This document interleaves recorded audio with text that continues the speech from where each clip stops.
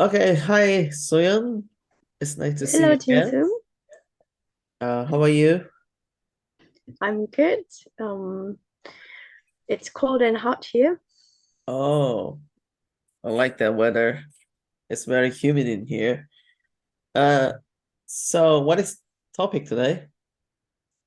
So our topic today is about carbon markets, and I can briefly explain what the carbon market is and what is the hot topic of around surrounding around the Valentine around the carbon market. Okay, it sounds very interesting. Okay, could you share your presentations as we talk about the previous episode? The carbon market is a very market-based solutions that provide an economic incentive for reducing emissions. I think there are two carbon market. One is a compliance carbon market, which is run by government, but voluntary carbon market is very organized by private sector. Am I right? Yeah, you got the point. So as you can see on the screen, the one that you says is a compliance market. That's why recently there has been a lot of article you may have seen that Singapore government is trying to make a carbon market hub and UK government trying to make the emission trading scheme more tighten up. So this is called compliance carbon market. I'll just go through the concept for whom might not have a background in the carbon market. So the carbon market is briefly speaking the market that trades carbon credit. Then it comes back to the question of what is carbon credit then? Carbon credit is so the so we convert the 1 ton of carbon dioxide or the 1 tons of carbon dioxide equivalent to the different types of greenhouse gas emissions. So how it is made is from the host country where the project is created and implemented. The project developers would create the project, and in the project, there will be greenhouse gas emissions reduced, removed, or avoided. This mitigated emissions go through the process of validation and verification. As a result, the product carbon credit is being created. So just to briefly explain about the difference between the compliance market and voluntary carbon market. Compliance carbon market, as I have explained before, it's a carbon market regulated in a national level or international level. And the typical example would be emission trading scheme in UK, New Zealand, or South Korea. There's a lot of different emission trading schemes in the world.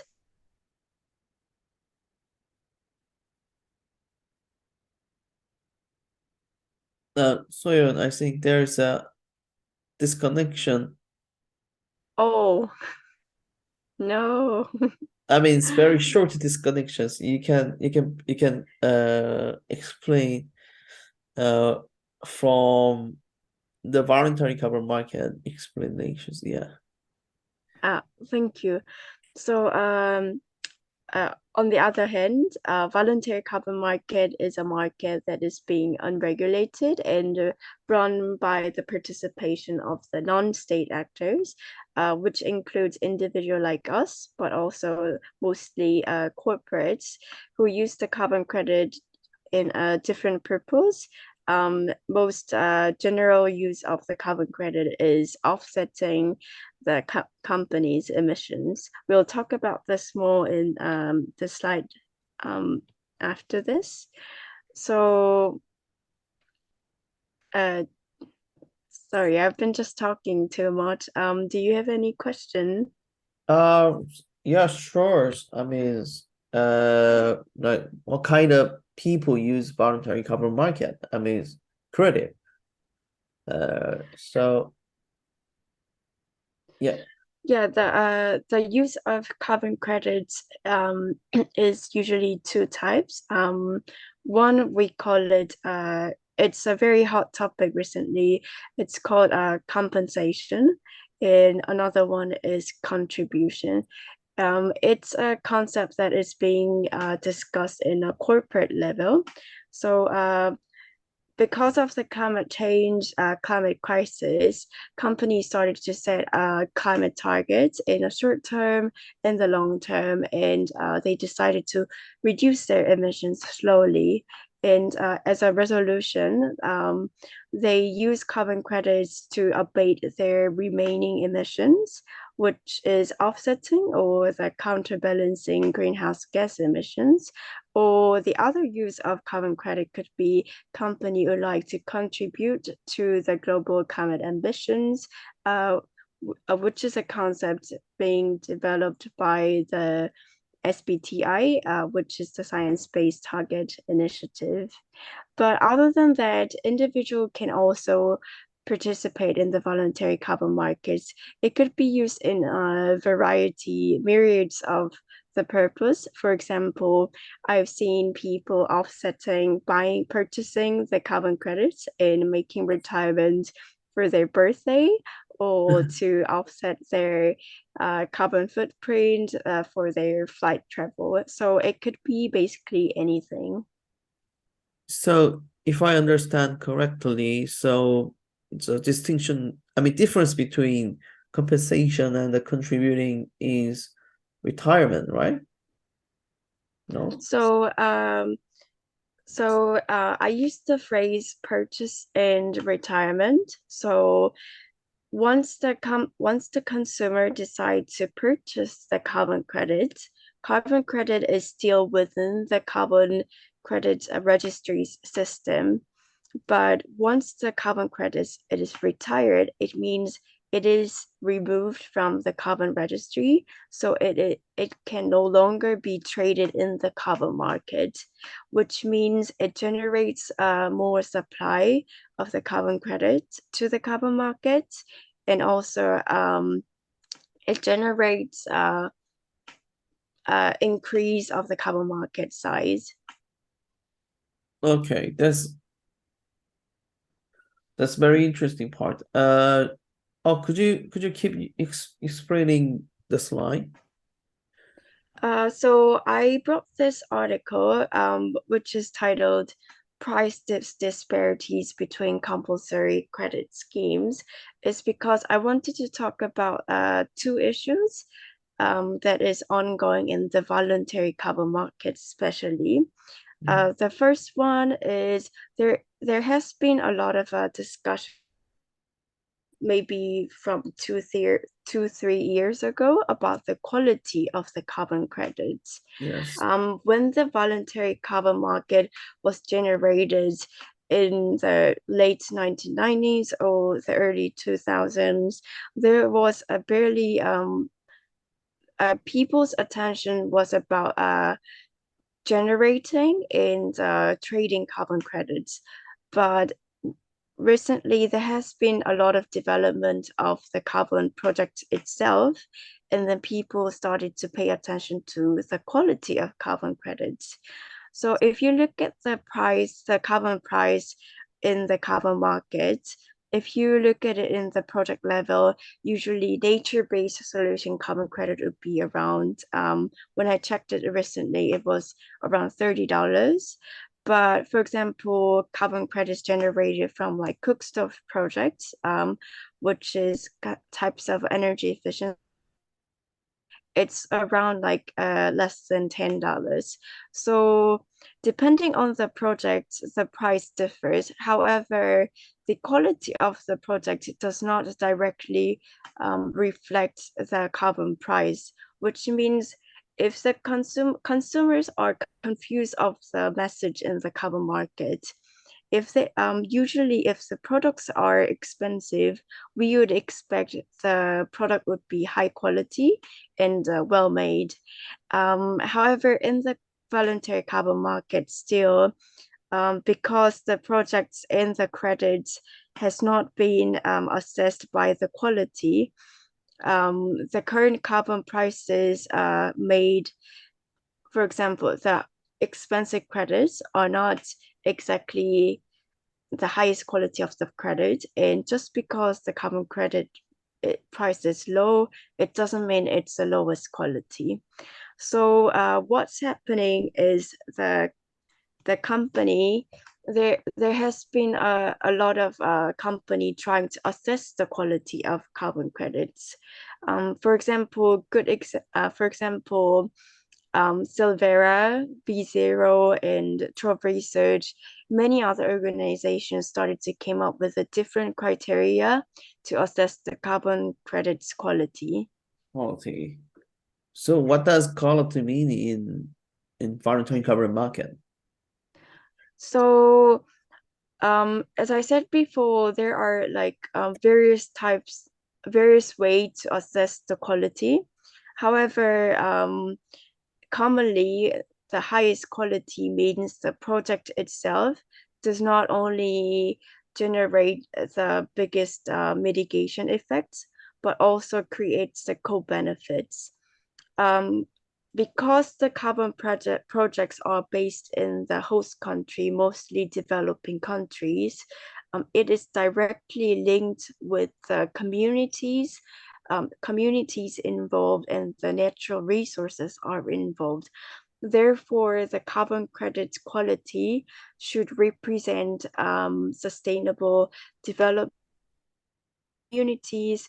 It should not bring the uh, net harm of the benefit sharing between the project developers and the local communities, Okay. so on and so forth. There's a lot of different criteria. So it's very related to the social issue, right? It's like a cool benefit, something like that. Yeah, not only so I would explain the quality represents the emissions effects, but also it counts the non-emission effects. Okay, that's very interesting. And I think you try to compare the compliance market's price and voluntary carbon market's price, right?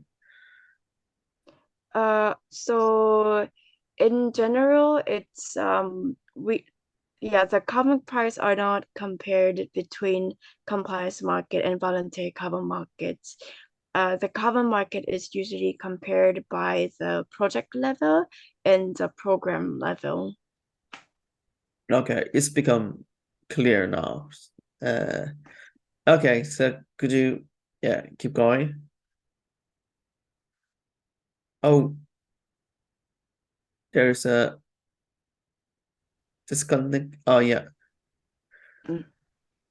So the reason why voluntary carbon market has came into the global media's attention is that the recent study have found that the voluntary carbon markets could actually double the climate ambitions that we promised from the Paris Agreement. Um, the main reason is that the the purchase and the trading of the carbon credit in the voluntary carbon market are like it's not mandatory. However, throughout this trading in the voluntary carbon market, it creates a bigger mitigation and adaptation effects. Hmm. It means it is also very, I think there's a disconnection. Keep, hello? Can you hear me? Yeah. Mm. Uh, I mean, it sounds like a very complex of the climate change issues because it can also very helpful to the adaptation issues and some others like community effects on in the project level. So it's very it sounds like a very huge and broad like a uh new deal for the climate change issue, right? Yeah, indeed. It's definitely an area that has a great potential to make a bigger climate impact. Okay. Yeah, what is next slide? I mean, uh it's Yeah, I kind of messed up the slides sequence. The the screenshot on the slide is the company. So if you want to know more about the quality of the carbon credits, you can have a look at the ICBCM's core carbon principles or Silvera's carbon credit ratings or from the B Zero. I'm not particularly advertising on the private organizations assessing the quality of carbon credits, but it is interesting to see their methodologies and the principles of how they approach to assess the quality of the carbon credits. I would love to know more about, um, sorry, um, those are organizations that have set the foundation for assessing the quality of carbon credits. But I believe in the future, there will be more concrete tool to assess the quality of carbon credits. So there could be much more um, diverse criteria to assess the quality of carbon credits. Don't limit yourself of assessing the quality of carbon credits from this methodologies. I'm trying to say there is millions of different ways to approach this. I mean, like for people who couldn't understand what is ICBCM, I think ICBCM is a very important organization in voluntary carbon market, right? And they said if I understand, it is the most important organization, right? Yes. No, um, yeah, it is. So ICBCM is actually I don't really know about ICBCM. no, it's Um, yeah. ICBCM is in the is is basically so ICBCM have published their program level assessment framework, the core carbon principles draft this June, and they're planning to publish the carbon credit level, the project level assessment framework by the end of the year. So I am very looking forward to see their completed draft of the core carbon principles assessment framework. I mean, so if there is principles, I mean the framework to assess the quality, why the other companies try to make another ones? So it's my personal opinion. All the companies have a different perspective of what what they value the most. For example, B Zero focus on they highly value the nature-based solution projects. However, core carbon principles approach carbon credits, the registries program, and the carbon credit project itself in an overall perspective.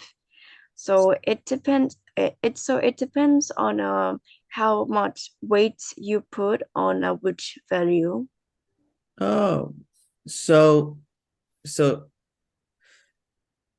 well, because I got confused because like ICBCM set this kind of core carbon principles because there are two subjective principles to evaluate the credits, I mean credit qualities. So uh because because in terms of the transparency, I think it is important to set up a common international standard for the credits, right?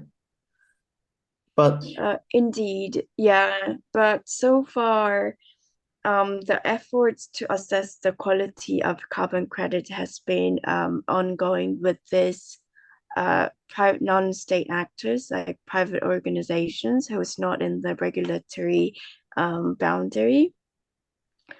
But once we once the non-state actors have a consensus of what is the highest quality, then I'm sure it will be adopted in the national level and be reflected on the carbon market related policy. okay, it's becomes a little bit clear, but yeah, still I want to study more, by the way. Yeah. Thank you so much, Soyan. And do you want to say for I mean for the last word? Yeah, sure. Voluntary carbon market is an area that has been continuously evolving, has been evolving every day. There are updates of the voluntary carbon market related policy, or the articles always being published. So keep yourself tuned, and please leave any questions you might have on a carbon bubble podcast. Yeah, please give us all of the question if we want to have. I mean, it's like to sum up, it's like so there is a huge potential in voluntary carbon market, and it is, and I did not know that the voluntary carbon market could contribute to so much others benefit to our society, and it could be a very important tool to deal with the climate change issue. So I will keep watching these issues for our episode, and yeah, it could be very, very fascinating if you give me any opinion about this. Yes, I'll keep everybody updated. Okay, thank you for listening. Okay, have a nice day. Have a nice day. Thank you.